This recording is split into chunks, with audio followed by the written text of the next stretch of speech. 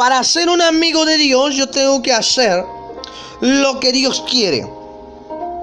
Entonces yo tengo que pensar como Dios piensa, yo tengo que hablar lo que Dios quiere que hable, yo tengo que leer su palabra, yo tengo que orar, yo tengo que buscar el rostro de Dios, que amar a Dios, que asistir a la iglesia, que ayunar. Son muchas cosas que tenemos que hacer, pero que son naturales.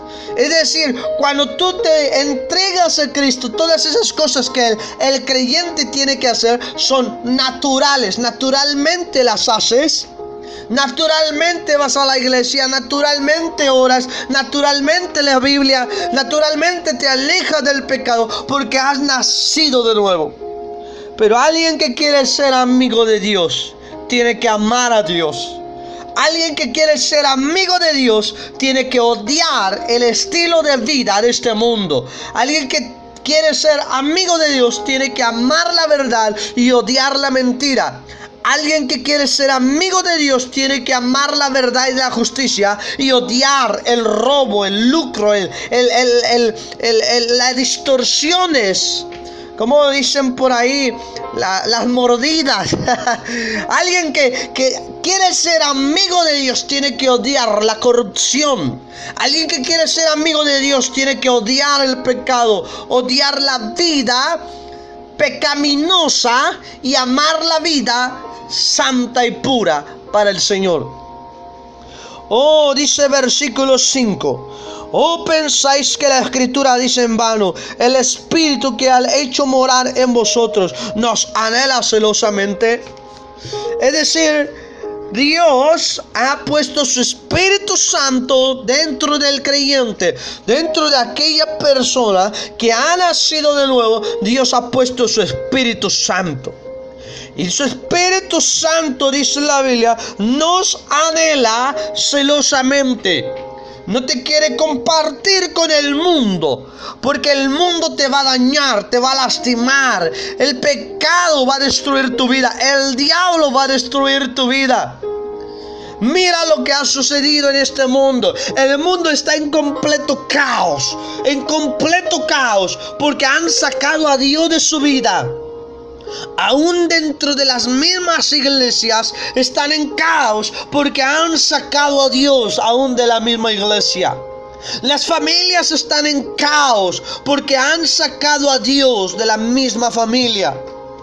Y cuando alguien saca a Dios, aunque no quiera ser su enemigo, por el hecho de hacerse amigo del mundo, de abrirle las puertas al pecado, se constituye naturalmente enemigo de Dios. ¿Por qué? Esto es como los imanes de polos iguales se rechazan. ¿Qué significa esto? Que la santidad radical rechaza el pecado radical. Que el pecado radical rechaza la santidad. Por eso cuando tú le hablas a alguien de Cristo y cuando esta persona está en pecado, tomando, fumando, drogándose, peleándose, enojado, como sea, no quiere saber nada de Dios, porque naturalmente el pecado rechaza la santidad. Y le puede decir, Dios te ama y Él quiere que tú seas santo, y esa persona va a decir, no me hables ahorita de Dios, porque está en pecado. Sus oídos se van a tapar en ese momento. Igualmente, cuando alguien vive en santidad, naturalmente rechaza el pecado, de tal manera que cuando algo pasa en su corazón mal, se siente incómodo, porque la santidad y el pecado no tienen nada que ver. Así que no tiene nada que ver Cristo con el diablo, ni el mundo con la iglesia con el mundo. No tiene nada que ver, nada que ver. Por eso no es posible un cristiano en un baile pagano. Por eso no es posible un cristiano haciendo cosas, diciendo malas palabras, porque la santidad no tiene nada que ver con el pecado. ¿Te das cuenta? Mira lo que dice versículo 6. pero Él da mayor gracia. Por esto dice, Dios resiste a los soberbios y da gracia a los humildes. Dios resiste a los soberbios. Dios siempre estará resistiendo a los soberbios. Por eso los soberbios estarán codiciando, envidiando, luchando y combatiendo siempre para tener lo que desean. ¿Y qué es lo que desean? Ser felices. Pero Dios siempre resistirá al soberbio. El soberbio es aquel que no quiere nada de Dios. El soberbio es aquel que no se humilla, le pide en oración a Dios su ayuda y un cambio radical de vida. El soberbio es aquel que dice, así como vivo, así estoy bien. Ahora bien, mira la felicidad, el gozo del Señor, lo que el hombre siempre busca. Dios resiste a los soberbios, pero da gracia a los humildes. Y yo me acuerdo de una ocasión cuando me platicaba una persona que se levantó muy temprano en la mañana y dijo, oh, cómo me encantaría un vaso de chocolate calientito y una pieza de pan. Esto es allá en la Ciudad de México. Y me encantaría a mí eso. Y aquel día él se volvió a entrar a su cuarto y alguien llegó y tocó la puerta de su casa y le dice, oiga, le traigo aquí una jarra de chocolate y le traigo aquí una pieza de pan. Mira qué glorioso es Dios. Alguien dijo también, me platicaba hace mucho, que tenía ganas de una papaya y de comer carne. Y en esa ocasión llegó alguien y tocó la puerta, otra persona distinta. Dice que llegó y tocaron la puerta a esta otra persona y le dijeron, hermana, aquí traigo, hermana, esta papaya y traigo este pedazo de carne. Oye, qué glorioso es Dios. ¿Ves cómo Dios alegra el corazón y da felicidad a la vida del ser humano cuando éste necesita? Y en pequeños detalles Dios hace milagros y hace maravillas. Sin en cambio, alguien puede decir, yo quiero ser feliz y sacar a Dios de su vida. Y Dios resistirá a esa soberbia. No le permitirá ser feliz hasta que se humille. ¿Te acuerdas de Nabucodonosor? Nabucodonosor dijo, todo esto que tengo es gracias a mí, gracias a mi esfuerzo, gracias a mi fuerza, gracias a mi poder, gracias a mi sabiduría. Cuando Nabucodonosor dijo esto, Dios lo convirtió en un hombre loco por 3 años. Por 3 años comiendo pasto allá en el monte, hasta que alzó sus ojos al cielo y dijo, reconozco ahora que solo es Dios el que tiene poder, el que pone a los ricos y a los grandes y poderosos en el poder y también los puede quitar. Oh, qué tremendo es esto. Dice que aquel momento en que Nabucodonosor reconoció la grandeza de Dios y el reino de Dios y la sabiduría de Dios, el poder de Dios y que Dios reina sobre todas las cosas, entonces Dios le devolvió su cordura, le devolvió su reino. Por eso dice la Biblia, versículo 7, someteos pues a Dios, resistid al diablo y huirá de vosotros. Someteos pues a Dios, resistid al diablo y huirá de vosotros. ¿Qué tengo que hacer yo? ¿Qué tengo que hacer yo como creyente? Tengo que acercarme a Dios, tengo que someterme a Dios para poder resistir al diablo. Yo no puedo resistir al diablo si no me someto a Dios. Yo me tengo que someter a Dios. Someter a Dios es obedecer a Dios. Y obedecer a Dios es agarrar su Biblia y empezar a decirle al Señor que es lo que tú quieres que yo haga. Y cada verso que tú lees, cada palabra que tú lees, tienes que obedecer. Obedecer a Dios es escudriñar la Biblia. Someterse a Dios es escudriñar la Biblia y hacer lo que Él quiere, lo que Él dice, lo que Él piensa, lo que Dios desea. Y eso es donde a muchas personas les cuesta trabajo. Someterse a Dios.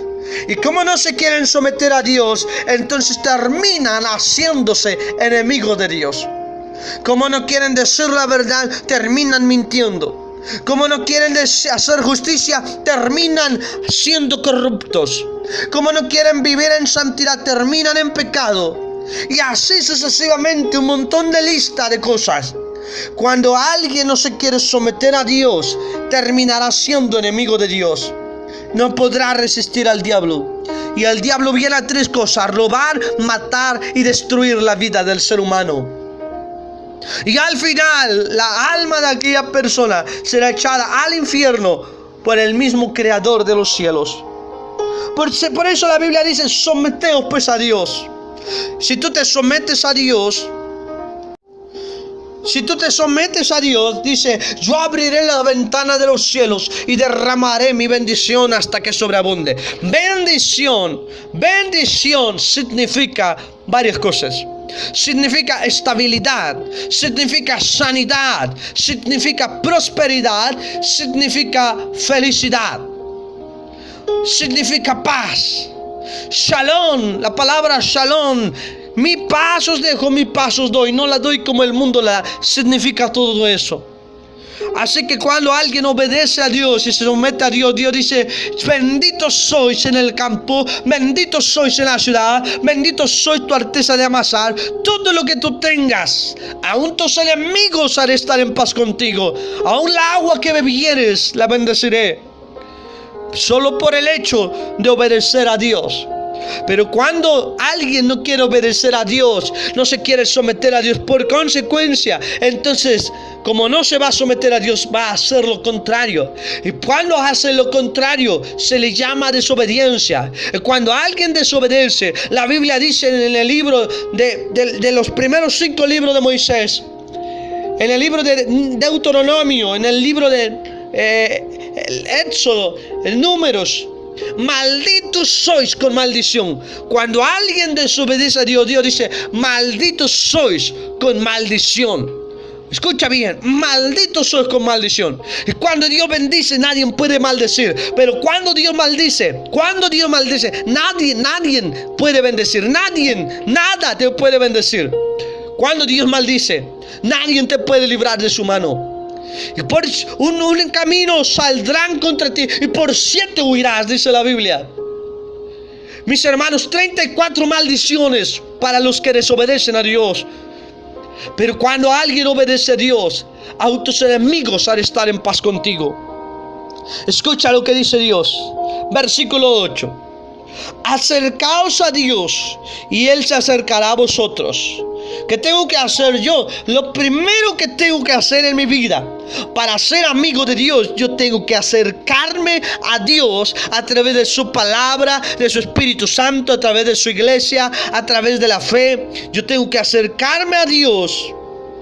Y la Biblia dice: y Él se acercará a vosotros. Número 1, para ser amigo de Dios. Número 2, pecadores, limpiad las manos. ¿Qué tengo que hacer? Tengo que empezar a limpiar mis acciones. Tengo que empezar a limpiar mis hechos. ¿Y qué significa eso? Tengo que empezar a obedecer lo que Dios dice.